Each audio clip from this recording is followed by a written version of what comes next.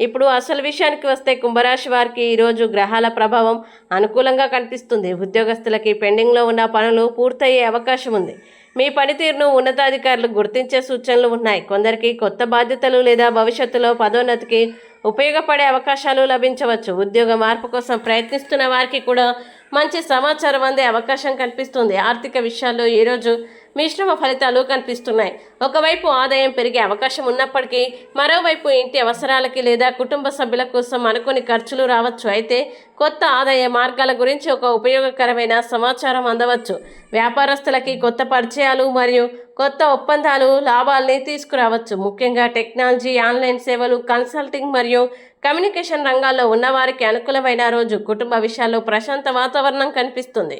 కుటుంబ సభ్యుల సహకారం మీకు ధైర్యాన్ని ఇస్తుంది. కొంతకాలంగా మాట్లాడని ఒక వ్యక్తి నుంచి కాల్ లేదా సందేశం రావచ్చు. అలాగే ఒక ముఖ్యమైన కుటుంబ నిర్ణయం మీకు అనుకూలంగా మారే సూచనలు కనిపిస్తున్నాయి.